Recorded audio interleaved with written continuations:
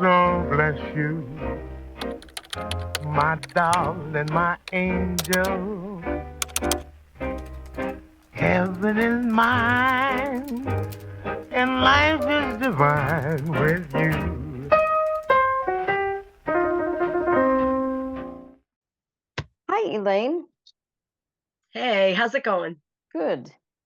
So, when you write about your Aunt Ada, she's a little girl, and you tell us that she has some crippling shyness. So, why don't you tell us about her, maybe about her shyness? And we know that she went through an amazing process to overcome that. I think that, shyness was never anything I suffered from. I was always a hyper extroverted kid. The only day I remember being shy was first grade, because I had never been in a room with so many kids my age that I looked around and I just was like, I can't believe I get to get this many friends in this room. I was so that was the only day I was really shy. I was just like, wow. So I did get a millisecond taste of being shy on that one day. But other than that, I've been very extroverted. So I could never relate to being shy. But Aunt Ada would always explain it to me. And the name of the manuscript is I was the shy one. And the really cool word in that was I was the shy one is the word was, Hmm. not I am the shy one. So when the name of it was, I'm like, what do I name this after I wrote it? She would always say, I was the shy one. Like that was, she even was shocked as an adult that, that she overcame it. Elaine, I was the shy one. In the whole family, I was the shy one. So it was like this mantle she always had over herself. And when she overcame that, it was like probably the first big victory, other than surviving, death, that time. It was the first big victory she had. But my great grandfather wasn't a really warm guy, and that might have contributed to her shyness. He was actually a pretty cold guy, as I even remember. He was cold to me. But when she was little, she had a debilitating shyness. It wasn't just, boy, you got to work at it to get me to give a couple of answers here. I mean, she used to tell me she would hide behind my great grandmother's knees in public when my great grandmother would be talking to somebody in Scotland before they migrated to America. She'd just hide behind my great grandmother's knees, and like, because she just didn't want to be seen. She wanted to be invisible. And I think that's pretty drastic. That's pretty drastic. She just wanted to click her heel twice and not even be there. So how does somebody overcome that? And the beautiful part about this story with her being on the Carpathia, um, it's you get to see her literally coming out of it. And so for anybody that's, sitting in the movie theater and sees this as a movie that might have a shyness or some kind of a personality issue that they're trying to work through, or they don't know how to work through it, this is a great way to see or to read. Hopefully it'll come out in a book form, but I mean, to read how, literally how how a child came through this and came out of it. Um, I think it's a powerful thing because the story has a bunch of different elements of tragedy and death and aloneness, and there's a lot of different themes in here, but there's a lot of great themes.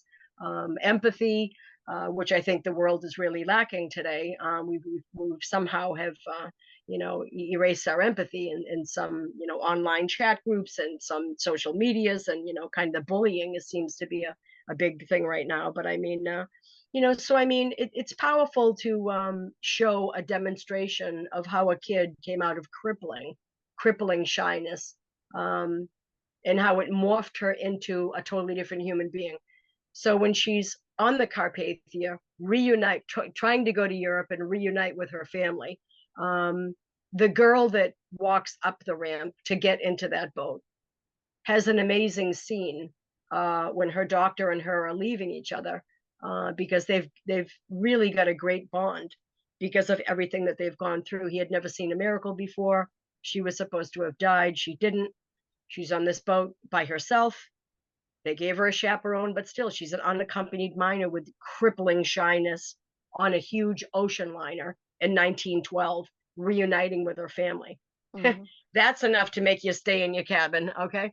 So Yeah. I mean, the cool thing is, he had bought her, and driving her down from Massachusetts through Connecticut to New York to get on the boat.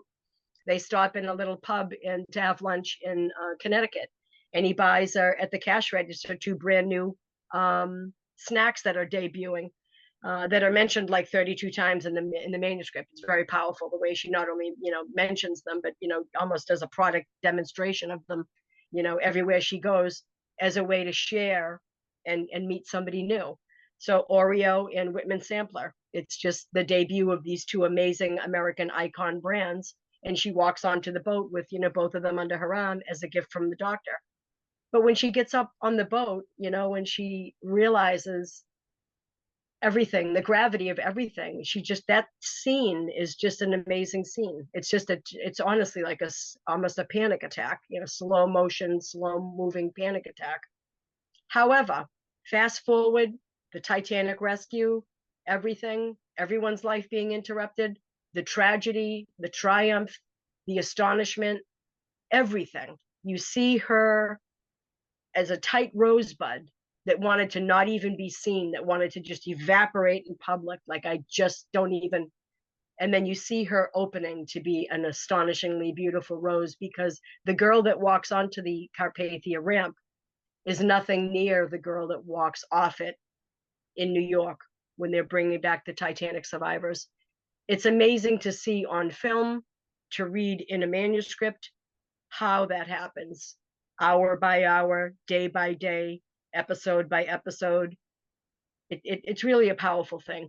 So if you're a kid and you're reading and you've got like maybe your own shyness, or you've got something in your personality that is a challenge, this is probably going to be a great book to read, because you can probably relate to Ada, and her, it's something that's debilitating that she can't figure out.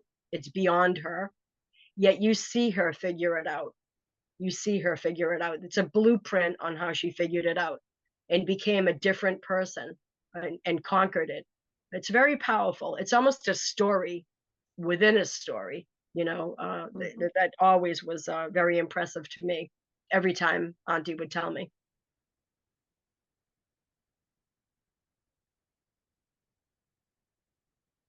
That's wonderful, Elaine. It's really amazing to hear how she went through that change and that growth. And it'll be exciting to hear more about it. Thank you, Thank you. Elaine. Thank you.